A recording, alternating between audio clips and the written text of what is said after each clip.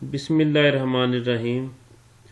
पिफा के public works account rule and procedure के paper में दो न्यूमेरिकल्स आते हैं, जिसमें से एक कैश बुक है जो कि अमूमन 20 नंबर की आती है, और दूसरा रनिंग कॉन्ट्रैक्टर का जो रनिंग बिल है वो 30 नंबर का आता है। तो अगर आप ये अच्छी तरीके से कर लें तो ये दो क्वेश्चंस में से ही आपका पासिंग मार्क्स का पेपर हो जाता है। तो आज मैं आपको कैश बुक करवाऊंगा, कॉन्ट्रैक्टर का रनिंग बिल हम फिर कभी करेंगे। तो चलें स्टार्ट करते हैं। इसमें मैं आपको स्टेप बाय स्टेप करवाऊंगा, थोड़ा सा टाइम ज़रूर लगेगा लेकिन आपको ये समझ सारा आ जाएगा। तो आज मैंने पेपर आपको करवाना है विंटर एग्ज़ाम 2021 का। ये AGP, controller general of accounts या ट्रेजरी, इन सब के लिए 6 नवंबर 2021 को ये हुआ था।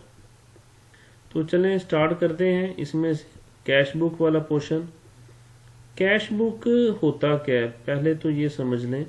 कैश बुक रिसीट और पेमेंट। रिसीट क्या होता है, कितना पैसा आया है। पेमेंट क्या होता है, कितना पैसा गया है। तो इस सारे की सारी जो पैसे का इनफ्लो और आउटफ्लो है उसको एक स्पेसिफिक बुक में रिकॉर्ड किया जाता है, जिसे कैश बुक कहते हैं।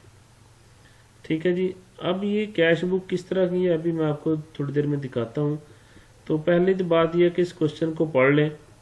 Post the following transactions in the cash book of divisional officers of public works department for the month of September 2021 and close it. ये जो कैश बुक होती है ये डिविजनल ऑफिसर मेंटेन करता है, और इसका जो डिविजनल अकाउंटेंट है वो इसको वेरीफाई करता है कि ये ठीक है कि नहीं है, और फिर जो डिविजनल जो अकाउंट्स ऑफिसर है वो इसको साइन करता है। तो ये तीन पार्टीज इसमें मुलव्वस होती हैं। तो चलें मैं इसको एक एक यहाँ पर एंट्री आपको स्टार्ट करके बताता हूँ। यहाँ हमें दिया हुआ है क्लोजिंग कंटेंट्स, जिसमें कैश है, पोस्टेज स्टैम्प्स हैं, temporary advance with sub engineer Abdul Kadir लिखा हुआ है, cheque number drawn for self lying in the chest, cheque number this in favour of a contractor lying in chest. तो यहाँ पर अब हम इसकी बारी बारी ट्रीटमेंट करते जाते हैं। सबसे पहले देखें यहाँ डेट है 31/8/2021। ये मेरे पास यहाँ पर एक कैश बुक मैंने बनाई हुई है। मैंने यहाँ सबसे पहली बात है मंथ लिखना है। मंथ चूँकि वो सितंबर 2021 की है, इस वजह से मैंने यहाँ देखें यहाँ सबसे ऊपर लिखा हुआ था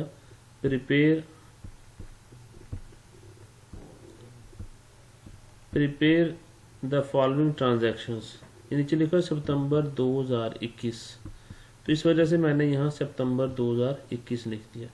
उसके बाद 31/8/2021 की ये बात करेगा। सबसे पहले 31/8/2021। अब देखें इसमें वो कह रहा है कि मेरे पास क्लोजिंग कंटेंट है, जो पिछले साल का क्लोजिंग हो वो मौजूदा के लिए ओपनिंग ट्रीट किया जाता है। तो इसमें सबसे पहली बात है कैश। कैश आपने लिखना है। तो यहाँ पर आप फ्रॉम होम रिसीव्ड वगैरह, ये जो कॉलम नंबर 3 है इसमें आप ओपनिंग बैलेंस का लिख के यहाँ लिखें कैश। अब वो कैश कितने का है, जो हमारा पिछले साल क्लोजिंग था 3,90,000 का, तो ये आ जाएगा 3,90,000। उसके बाद अब यहाँ पर कोई एक टेम्परेरी एडवांस भी है with sub engineer Abdul Qadeer. अच्छा, ये पोस्टेज स्टैंप की ट्रीटमेंट देख लें। पोस्टेज स्टैंप की कोई ट्रीटमेंट नहीं है। इसके साथ अगर रेवेन्यू स्टैंप आए, पेपर में रेवेन्यू स्टैंप भी लिखा होता है, तो रेवेन्यू स्टैंप को ऐड यहाँ करना होता है। पोस्टेज स्टैंप की कोई ट्रीटमेंट नहीं है।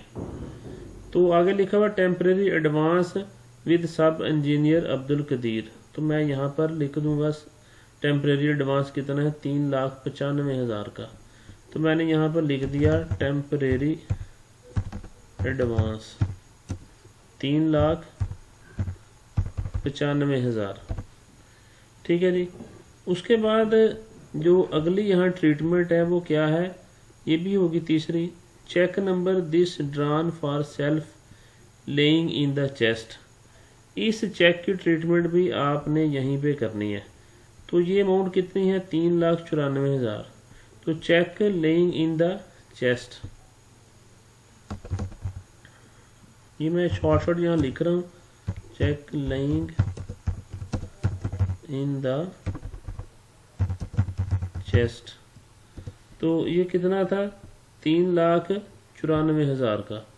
ये मैं 3,94,000। अब ये मेरे पास ओपनिंग मेरा बैलेंस आ गया, जिसमें मेरे पास कैश है, टेम्परेरी एडवांस है और जो cheque lying in the chest है।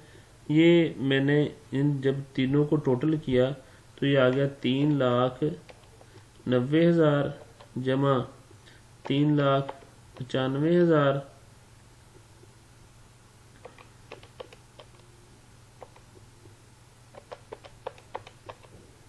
और 3,94,000।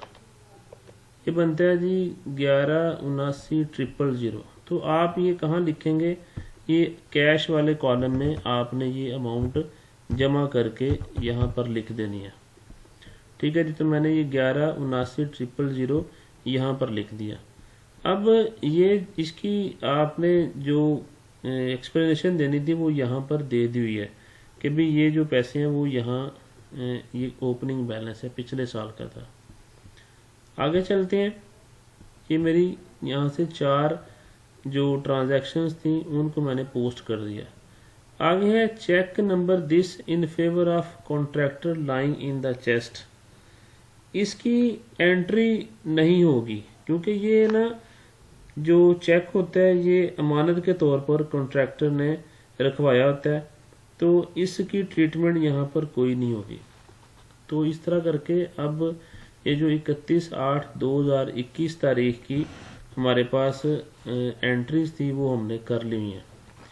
उसके बाद जी payment made to daily labourers repair of building, 3,78,000 रुपया 1/9/2021 को पेमेंट हमने की है 3,78,000 की। तो मैं 1/9/21 को, चूँकि ये पेमेंट वाली साइड है, तो मैं यहाँ डेट ऑफ पेमेंट में 1/9/2021 लिख के, अब यहाँ मैंने क्या लिखा, पेमेंट टू लेबरर्स। अब वो कितनी थी, ये थी 3,78,000 रुपया। 3,78,000 रुपया मैंने यहाँ पर लेबरर्स को पेमेंट कर दी।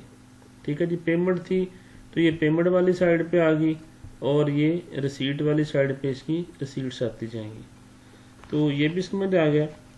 उसके बाद कैश बुक में हम लोग कुछ रेड एंट्रीज करते हैं और इनको आपने भी गौर करना है कि आपने रेड पेंसिल के साथ ही इनको करना है। अब वो कौन कौन सी देखें, जैसे ये लिखा हुआ है 1/9/2021 को इम्प्रेस्ड गिवन टू सब इंजीनियर मूसा। सब इंजीनियर मूसा को आपने इम्प्रेस्ड दिया है, इसको सिर्फ कॉलम 8 में लिखना है। ये रेड एंट्री है, ना तो ये कैश में आएगी और ना ही ये बैंक में आएगी। इसको सिर्फ और सिर्फ आपने इम्प्रेस्ड गिवन के नाम से, इम्प्रेस्ड गिवन टू सब इंजीनियर मूसा, इसको सिर्फ कॉलम 8 में आपने यहाँ पर इसका रेफरेंस दे देना है और यहाँ इसकी अमाउंट लिख देनी है, सॉरी डेट लिख देनी है कि भी ये किस डेट को है। तो मैं यहाँ पर 1/9/2021 लिख दूँ। लीजिए ये हमारी एंट्री भी यहाँ से होगी। उसके बाद है 1/9/21 को ही payment made to the contractor through cheque number this for the construction of residential buildings. कुछ रेजिडेंशियल बिल्डिंग्स की उसने कंस्ट्रक्शन की, इस मद में हमने उसको एक चेक इशू की है। अब ये जो चेक किया है उसमें जो अमाउंट ऑफ बिल थी वो थी 4 सिफर 2 सिफर और 3 सिफरें, ठीक है जी, यानी कि 40 लाख और 20,000 रुपये ये अमाउंट ऑफ बिल थी। अब ये जो अमाउंट ऑफ बिल है ये आपके पास दी हुई है, इसमें से वो कह रहा है कि लेस करें 45,000 रुपया सिक्योरिटी। तो मैं 40200000 में से मैं क्या माइनस कर दूंगा, ये जो सिक्योरिटी हमने उसकी पड़ी हुई थी वो हमने यहाँ पर माइनस कर दी, ठीक है जी। तो ये आ गया 35,70,000 रुपया। ये 45,000 माइनस किया, फिर आपने 7.5% टैक्स भी माइनस करना है, ठीक है जी। यहाँ जब मैंने माइनस किया तो ये मेरे पास जो अमाउंट है इसकी वो 4,50,000 रुपया जब मैंने माइनस किया तो 402,000 माइनस 4,50,000, तो जब माइनस किया तो ये मेरे पास बन जाती है 35,70,000। तो या आप ये कर लें कि ये 4,50,000 की सिक्योरिटी, फिर 7.5% इनकम टैक्स है, तो 7.5% भी आपने इसी का लेना है, 40200000, ठीक है जी, इसका आपने 7.5% लेना है। तो मैं जैसे ही इसका 7.5% निकालूंगा, 7.5% ऑफ 402000, तो ये बनता है 30,15,00, यानी कि ये 30,15,00 ये हो गया और 4,50,000 ऊपर वाला हो गया। तो ये मैंने इसमें 4,50,000 जमा कर दिए, तो ये बनता है 75,15,00। अब ये जो दो चीज़ें हैं, जो 75,15,00 मेरे पास आया है, इसमें फिर आपको 2,40,000 हायर चार्जेस भी हैं। तो ये जो हायर चार्जेस हैं ये यहाँ पर उसने जो दिए हुए हैं, ये दरअसल होता ही है कि बिल अगर उसने दिया हुआ है उसमें कुछ कटौतियाँ करके लिखना है, तो फिर हम लोग क्या करेंगे कि इसमें से जितनी भी डिडक्शंस हैं वो करने के बाद जो बचेगा वो हमने कॉलम 11 में लिखना है। अब देखें ये 3 यहाँ पर कटौतियाँ हैं, आपने 4,50,000 को और 7.5% इसका 40,20,000 का और 2,40,000 ये आपने यहाँ पर जमा किया, तो ये बनता है 99,15,00। अब ये जो कटौतियाँ आपने की हैं तमाम डिडक्शंस, इसको आपने कॉलम नंबर 4 में लिखना है यहाँ पर। तो ये कितना था, 99,15,00। ये जितनी भी डिडक्शंस हैं आपने कॉलम नंबर 4 में रसीद के लिखनी है, और उतनी ही तमाम के तमाम जो डिडक्शंस हैं उसको पेमेंट वाले कॉलम नंबर 9 में भी लिखना है। इसको मैं यहाँ नीचे लिख देता हूँ, Ctrl+X किया, यहाँ मैंने पेस्ट कर दिया, और इतना ही 99,15,00 ये मेरी यहाँ पर जो पेमेंट वाली साइड है उस पे भी यहाँ पर मैंने लिख दिया। अब ये है क्या ये इसकी एक्सप्लेनेशन यहाँ आप दे सकते हैं कि जी एक तो सबसे पहली बात है कि 45,000 रुपया सिक्योरिटी है, तो सिक्योरिटी 45,000, ठीक है जी। उसके बाद 7.5% इनकम टैक्स है और 4,50,000 हायर चार्जेस है। तो इन तमाम की तीनों को जब आपने प्लस किया तो वो ये बनती है 99,15,00। तो आपने इसको दोनों साइडों पे लिख देना है।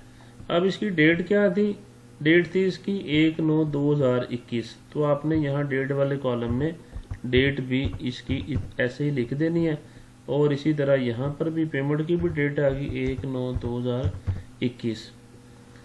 अब ये यहाँ पर तो हमने लिख दिया। अब ये डिडक्शंस करने के बाद जो कुछ बचेगा वो मैंने कहा कॉलम नंबर 11 में लिखना है।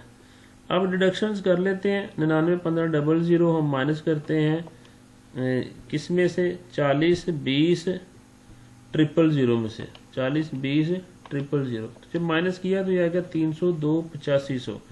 तो ये आपने कॉलम नंबर 11 में लिख देना है, 302 8500। तो इस तरह करके आपकी अब ये बिल में से जो कटौतियों वाली ट्रीटमेंट है वो इस तरह से हो जाएगी। तो अब आपको समझ आ रही है इसमें से कि भी मैंने क्या किया है। सिर्फ और सिर्फ बिल में जो कटौतियाँ दी गई थी उन कटौतियों को जमा किया है और उसको कॉलम नंबर 4 में भी लिख दिया है, पेमेंट रिसीप्ट वाली साइड में, और पेमेंट वाले कॉलम नंबर 9 में भी लिख दिया है और यहाँ पर उसकी डेट लिख दी है। तो आप इसका जो चेक नंबर है जहाँ कहीं भी उस चेक का हवाला भी यहाँ पर दे सकते हैं, लेकिन ये कोई इतना ज़रूरी नहीं है। आगे बढ़ते हैं जी। 1/9/2021 को ही contractor receive the cheque lying in the divisional office. जो कॉन्ट्रैक्टर था उसने जो चेक पड़ा हुआ था वो वहाँ से रिसीव कर लिया है। तो अब उसने रिसीव कर लिया तो इसको कहीं एंटर करने की ज़रूरत नहीं है। ठीक है जी, तो यहाँ तक आपका हो गया। आगे amount of temporary advance rendered by sub engineer Abdul Kadir. अब ये जो अमाउंट है इसमें उसने क्या किया है, जो सब इंजीनियर अब्दुल कदीर था उसने एक तो एक्सपेंडिचर्स यहाँ पर बताए हैं।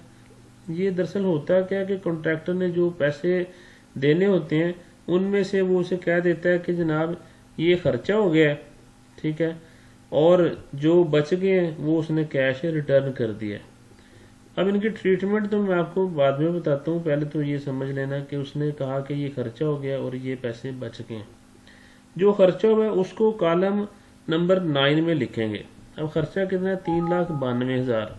तो इसको आपने कहाँ पर लिख देना है, कॉलम नंबर 9 में, 3,92,000। ठीक है जी, तो ये आपने यहाँ पर लिख दिया 3,92,000। अब यहाँ पर इसकी डेट लिख दें 1/9/2021।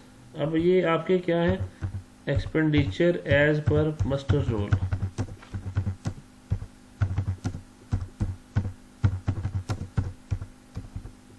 ठीक है जी, तो ये यहाँ से आपने लिख दिए। अब यहाँ पर दूसरा क्या है, कैश रिटर्न का।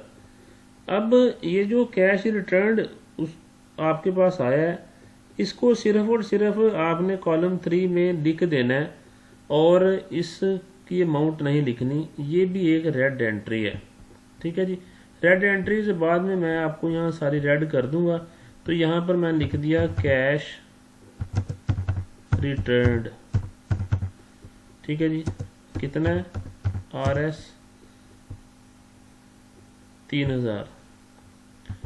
तो यहाँ मैंने लिख दिया 3,001/9/2021 को। डेट का ज़रा थोड़ा सा ख्याल कीजिएगा, ये आपने लाजमन साथ साथ करते जाना है। तो मैं इस सारे को ज़रा रेड भी यहाँ से कर दूँ। तो ये मेरी रेड एंट्री है। रेड एंट्रीज का ज़रा आपने थोड़ा सा ख्याल रखना है। तो एक एक्सपेंडिचर वाली एक रेड एंट्री होती है, एक जो इम्प्रेस्ड दिया था ये वाली भी रेड एंट्री होती है। तो मैं यहाँ से इसको भी रेड कर देता हूँ ताकि साथ साथ ये आपको यहाँ से क्लियर भी होती जाए कि ये रेड एंट्रीज हैं।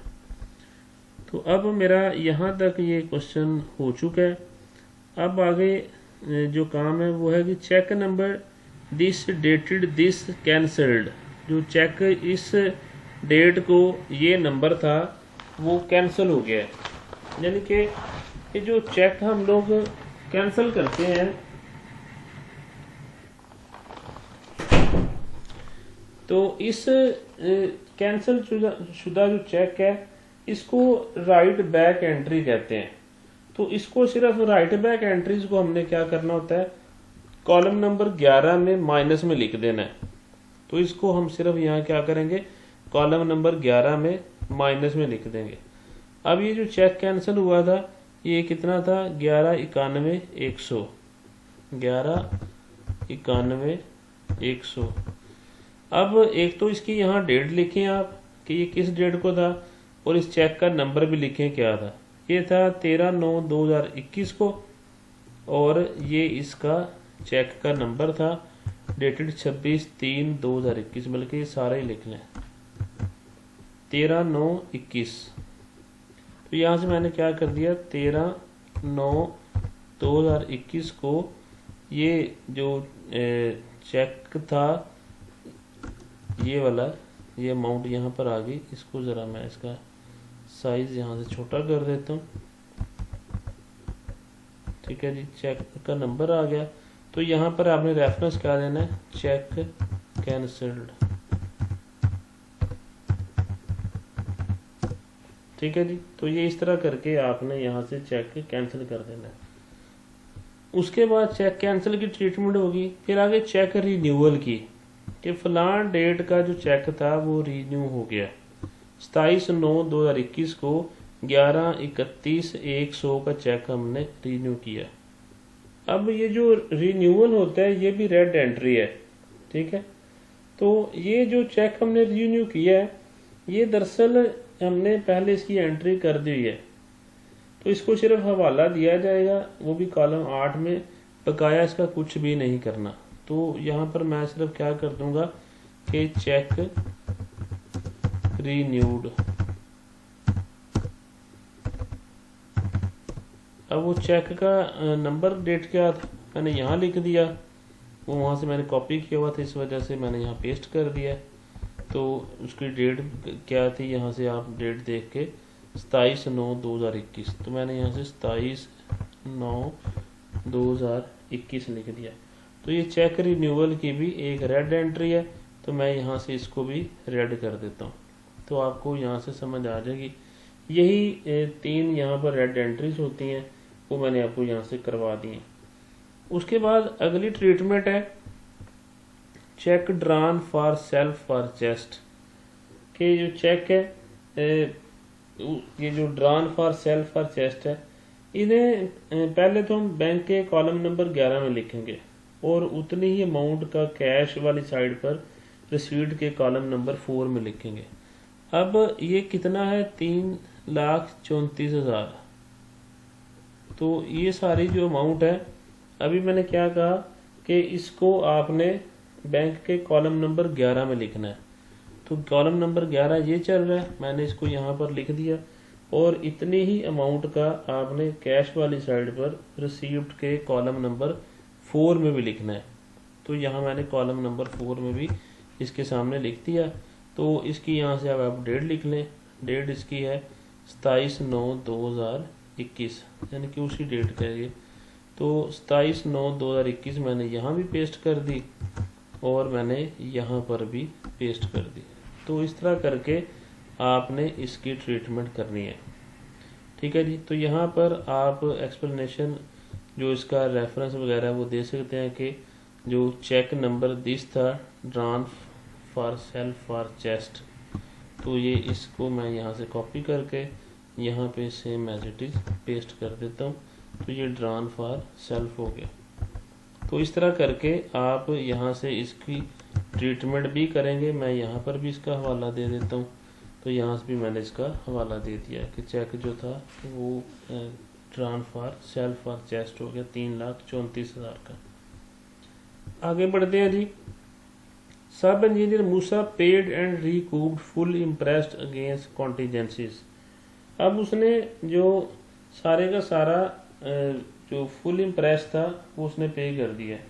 ये हमने ना सवाल में जो पहले एंट्री है ना इम्प्रेस्ड गिवन के नाम से, ये पहले ये सेम वही एंट्री है। तो इसको पेमेंट साइड के कैश वाले कॉलम नंबर 9 में लिखेंगे बस, और इसमें कुछ नहीं करेंगे। तो इम्प्रेस्ड यहाँ पर देखें हमारे पास कितना था 3,74,000 का। तो यहाँ से जो इम्प्रेस्ड हमने दिया हुआ था ये उसने फुल रिकूप कर दिया सब इंजीनियर मूसा ने 30/9/2021 को। तो इसको सिर्फ और सिर्फ आपने क्या करना है, कैश वाले कॉलम नंबर 9 में लिख देना है। तो यहाँ पर देखें ये मेरे पास कॉलम नंबर 9 आ रहा है, तो मैंने सिर्फ यहाँ पर लिख दिया। तो आप इसका रेफरेंस दे सकते हैं कि paid and recouped full interest, paid and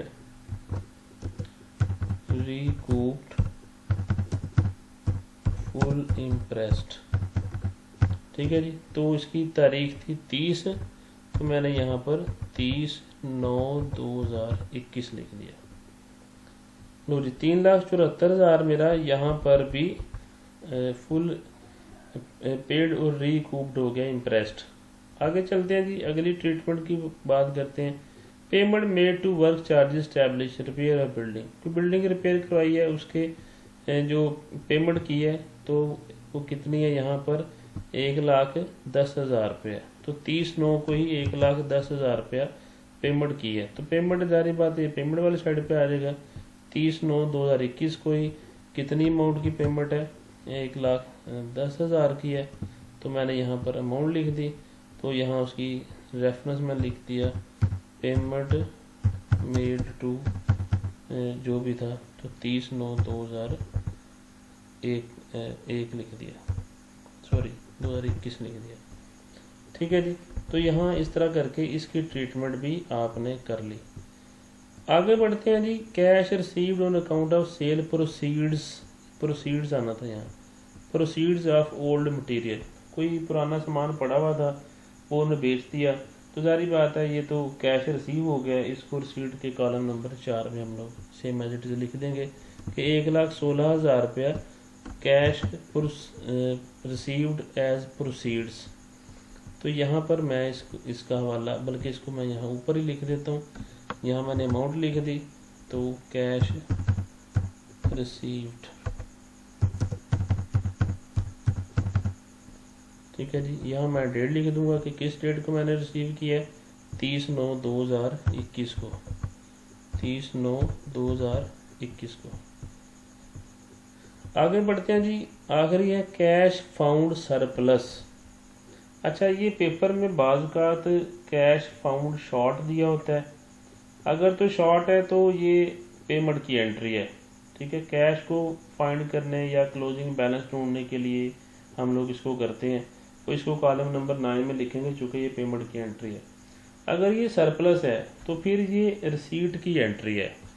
क्योंकि ये सरप्लस है, कितना है 2,000, तो फिर मैं यहाँ इसको रिसीट वाली साइड पे यहाँ 2,000 में लिख दूंगा। तो कैश सरप्लस, या शॉर्ट होता तो यहाँ कॉलम नंबर 9 में लिखना था, तो यहाँ कैश सरप्लस आ गया इस वजह से। अब ये था 30/9/2021 का, तो मैंने यहाँ पर same as it is date जो है वो उठा के यहाँ से नीचे लिख दिया 30/9/2021। अब ये ट्रीटमेंट्स तो सारी हमारी हो चुकी हैं। अब जो अगला हमारा प्रोसीजर है वो क्या है, उसमें आपने करना क्या है, मैं ज़रा ये सारे जो एक्स्ट्रा कॉलम्स हैं यहाँ से ये डिलीट कर देता हूँ। तो एंटायर रो की है, ये सारे डिलीट हो गए, ये वर्ड की फाइल एक्चुअली। अच्छा, अब यहाँ से आपने करना क्या है, आपने ये जो आपका कॉलम नंबर 4 आ रहा है इस सारे को जमा करना है। क्योंकि इसमें ओपनिंग बैलेंस भी था तो इसकी जो वैल्यू है वो ज़्यादा आ जाएगी। मैं ज़रा इस सारे को जमा कर लूँ, तो 991500 प्लस 3,34,000 जमा 1,16,000 और 2,000 रुपया मैंने यहाँ क्या कर दिया, सरप्लस कर दिया। ठीक है जी। तो अब ये जो टोटल अगर मैं करूँ तो ये टोटल बन गया मेरे पास, टोटल आ गया 26,22,500। आपने क्या करना है कि पेमेंट साइड पर भी इसी को हमने लिख देना है। ठीक है, लेकिन वो आपने यहाँ पर चले मैं यहीं पर ही लिख देता हूँ कि जो टोटल है तो वो मेरे पास आ गया 26,22,500। चलो मैं यहाँ से इस टोटल को ख़त्म करता हूँ और यहाँ लिख देता हूँ। ठीक है जी। तो मैंने ये दोनों साइडों पे लिख दिया है। अब हमने एक्चुअली यहाँ पर ना बाय बैलेंस भी मालूम करना। देखिए ये जो सारा है ये टोटल तो इतना नहीं है, ये वाला जो मैंने टोटल किया है ये क्यों ज़्यादा है, चूँकि इसमें ओपनिंग बैलेंस भी था। तो अब हमने यहाँ से बाय बैलेंस निकालना है। तो बाय बैलेंस निकालने का तरीका यहाँ से क्या है कि आप ऊपर वाले सारे जमा करें, ये जो कॉलम सारा 9 है, और इसमें से माइनस कर दें। ठीक है, तो मैं यहाँ इनको ज़रा जमा कर लेता हूँ। 3,78,000 जमा 99,15,00। ठीक है जी, उसके अलावा 3,92,000 ये हो गया, और 3,74,000 और फिर 1,10,000। ठीक है जी, ये बनता है 22,45,500। अब इस 22,45,500 को अगर मैं इसमें से माइनस कर दूँ टोटल में से, तो मेरे पास बाय बैलेंस आ जाएगा। तो मैं माइनस कर देता हूँ 26,22,500, तो ये आ जाएगा 3,77,000। 3,77,000 ये मेरा बाय बैलेंस आ गया, जो कि आपने फाइंड करना ही करना है, क्योंकि इसके बगैर आप को क्लोजिंग बैलेंस आप मालूम कर ही नहीं सकते। तो ये मेरा बाय बैलेंस आ गया, मैंने यहाँ ग्रीन कर दिया इसको। ठीक है जी, अब हमने यहाँ पर जो बाय बैलेंस है ये एक्चुअली हमारा कैसे आता है, इसको अगर मैंने वेरीफाई करना है तो बाय बैलेंस के लिए मेरे पास 3 चीज़ें होती हैं। एक तो पहली बात है कि कैश होता है। ठीक है, ये मैंने मालूम करना है। उसके बाद दूसरा इंप्रेस्ड गिवन होता है। ठीक है, अगर आपको इंप्रेस्ड दिया गया तो वो आपने इस्तेमाल करना है। उसके बाद ना यहाँ देखें, अगर तो कैश शॉर्ट हो तो फिर यहाँ कैश शॉर्ट भी आपने ऐड करना है। ठीक है, इन तीनों को जमा करें तो बाय बैलेंस आता है। तो फिर क्या आता है, बाय बैलेंस। अब चूंकि इंप्रेस्ड तो हमें दिया गया था, इंप्रेस्ड 3,74,000 था, मैंने यहाँ लिख दिया 3,74,000। अब शॉर्ट कोई नहीं हुआ, वो 0 है। ठीक है जी, और बाय बैलेंस मेरा कितना है, 3,77,000। अब ये 3,77,000 जो आया है, एक्चुअली ये जो 3 है इनको जमा करने से ही आना चाहिए। तो इसका मतलब 3,77,000 में से 3,74 माइनस करूँगा तो कैश आ जाएगा। तो 3,77 में 3,74 गया, 3,000 रुपया कैश आ जाएगा। तो इस तरह करके आपने ये क्लोजिंग बैलेंस फाइंड करने का तरीका है। ठीक है जी, तो आपने क्लोजिंग बैलेंस इस तरह से फाइंड कर लेना है। ले जी, ये इतना सा कैश बुक का क्वेश्चन था जो कि पेपर में 20 नंबर का आता है। इसमें से अगर किसी को नहीं समझ आई तो वो पूछ सकता है। बाकी ये 2021 का मैंने क्वेश्चन सॉल्व किया है। इसी तरह मैं आपको जो प्रीवियस क्वेश्चंस हैं वो भी इंशाल्लाह सॉल्व कर दूंगा। तो अगर आपको वीडियो अच्छी लगी है, चैनल को सब्सक्राइब करें, लाइक भी करें, वीडियो को अपने दोस्तों को शेयर भी करें। तो अल्लाह पाक हम सब पर अपना ख़ास करम करे। Thank you so much.